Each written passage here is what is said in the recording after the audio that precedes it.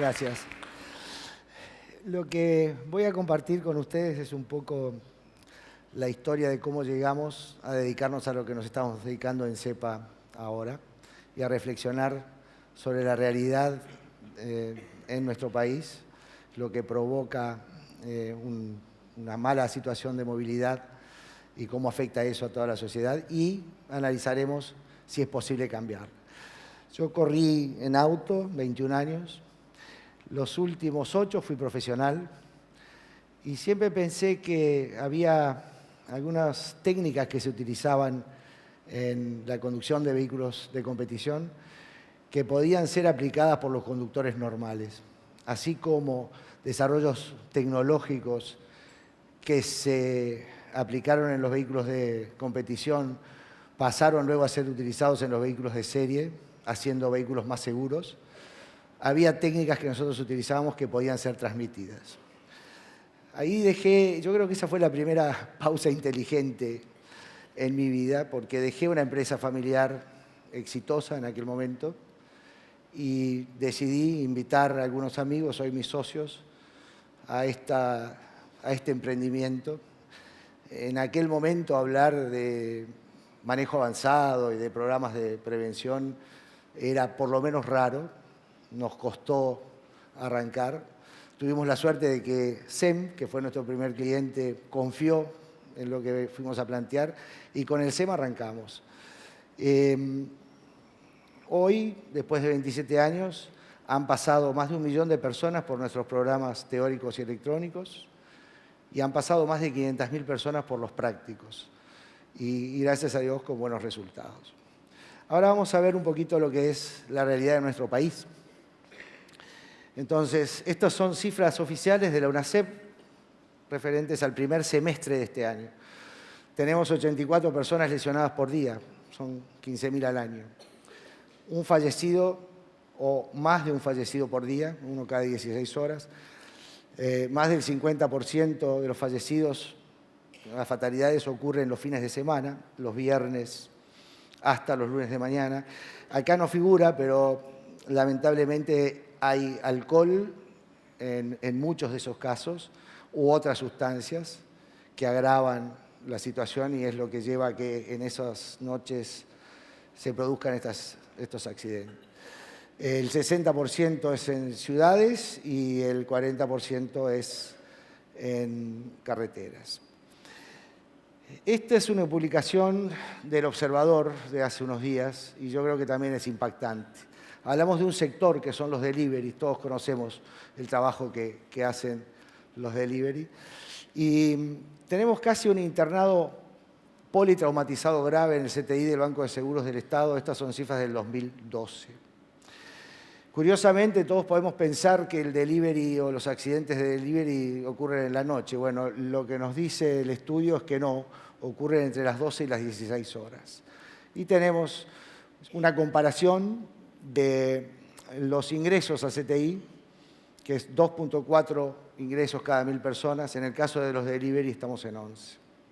Esta es una... Y podríamos compartir un montón de información más, pero no quiero ir... extenderme demasiado, pero esta es la realidad nacional. Si vamos a los costos, esto es un informe que fue presentado por el contador Garat en el simposio de la Academia Nacional de Medicina y yo lo resumí, pero los accidentes de tránsito le cuestan al país casi 1.200 millones de dólares por año. La exportación de carne en el año 2012 fue de 1.400 millones. Eso para darnos una dimensión de lo grave, más allá de las vidas que se pierden y de las personas que quedan lesionadas y a veces con secuelas graves. Esto es lo que le cuesta al país el siniestro de tránsito y sus lesionados y sus fallecidos. En CEPA nos gusta hablar de trilogías. Nosotros creemos que hay 2 trilogías que cuando hablamos de movilidad están siempre presentes. ¿Qué es la movilidad? Es lo que nos permite, tanto a los peatones, ciclistas o inclusive, obviamente, los conductores de distintos tipos de vehículos, movilizarnos, ir del punto A al punto B. ¿Qué se precisa? Un usuario, que es el peatón, el ciclista o el conductor, la vía de tránsito y los vehículos. Obviamente, el importante es el usuario, porque es el usuario quien puede adaptar su actitud a las condiciones adversas eventuales de las vías de tránsito o de los propios vehículos.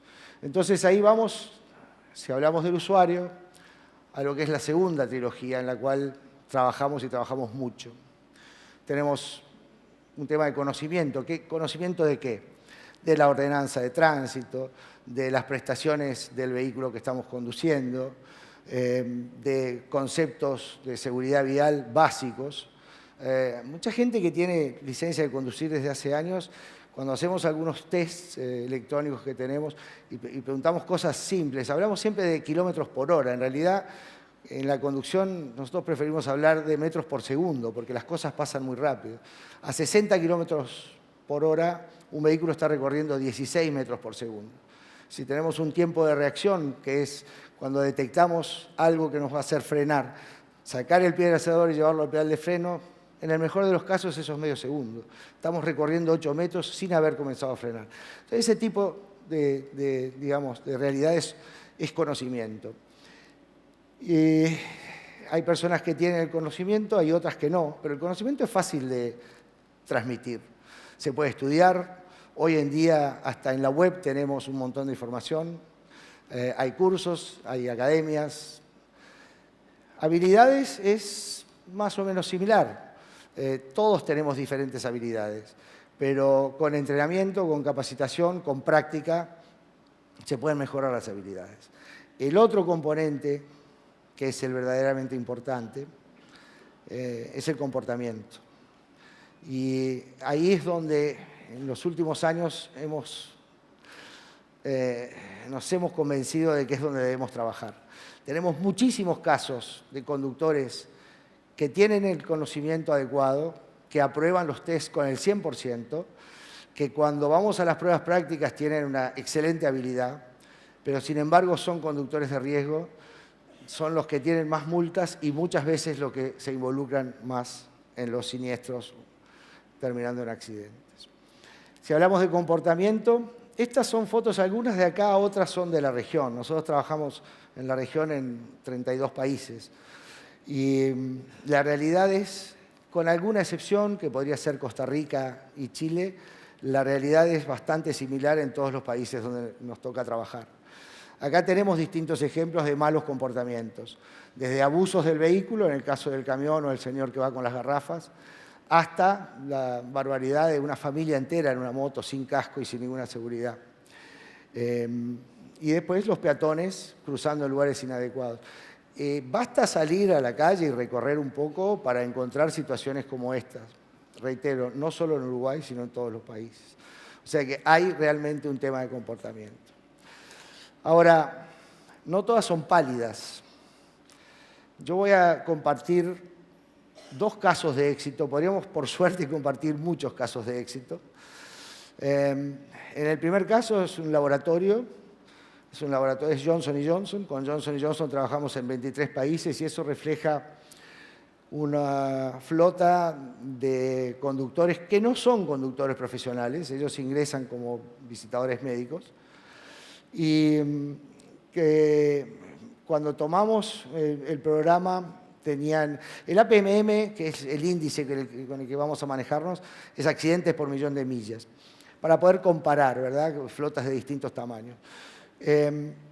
Tenían 2,85 accidentes cada millón de millas recorridas. Se implementó el programa, en este caso nuestro programa, el CEPA 6 Drive, y cerramos con un 46% de reducción en la siniestralidad. Este otro caso son conductores profesionales, esto es la flota de UPM FOSA. Cuando comenzamos con ellos tenían 1,8 accidentes cada millón de kilómetros, hoy estamos por debajo de 1, o sea que logramos una reducción de más del 50%. Y cuando digo logramos, lo estoy diciendo mal, en realidad lo lograron ellos. Nosotros desarrollamos, implementamos y ayudamos a gestionar, pero quienes gestionan los programas de prevención son ellos. Tenemos casos de algún otro laboratorio donde se implementó el mismo programa y no se obtuvieron estos resultados. ¿Por qué? Porque se gestionó mal. Esto es básicamente nuestro programa. Para que el programa sea exitoso es fundamental que haya un compromiso de lo que llamamos la alta gerencia. Tiene que estar claro el compromiso y convencidos de que quieren implementar ese programa y así lo tienen que transmitir para abajo. Obviamente tienen que tener una política de seguridad interna, que además tiene que estar muy bien comunicada, y es fundamental tener información. Para poder modificar realidades, nosotros tenemos que saber qué es lo que ha pasado, qué es lo que está pasando para poder cambiar, para poder modificar o hacer cosas diferentes. Por otro lado, lo que hacemos es una preevaluación de los conductores, analizamos a fondo el tipo de siniestralidad y hay un monitoreo constante y, de alguna manera, lo que podríamos llamar una fiscalización, porque se premia a aquellos conductores que cumplen con la política y, de alguna manera, se fiscaliza dentro de las empresas y se controla a aquellos que, por distintas razones, no la cumplen. La pregunta es, si tenemos casos exitosos en corporaciones, nosotros trabajamos con todo tipo de flotas. Tenemos flotas en México, Bimbo, por ejemplo, atendemos 52.000 choferes. PepsiCo, 22.000 choferes, solo en México. Hay mineras con 23.000 camiones. Estamos hablando de flotas muy grandes. Y si las flotas o las corporaciones son capaces de ser exitosos y de reducir sensiblemente la siniestralidad, la pregunta que nos hacemos es ¿por qué los países no pueden? ¿Por qué nosotros en Uruguay no podemos lograrlo? Y nosotros creemos que sí, que se puede lograr.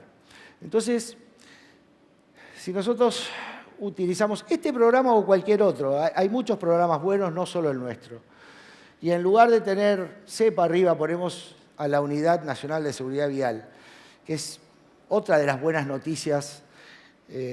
Yo pienso que es muy importante haber creado, primero haber legislado y haber creado la Unidad Nacional de Seguridad Vial, que viene haciendo un excelente trabajo. Y vamos cambiando, y es bastante similar la estructura que nosotros proponemos.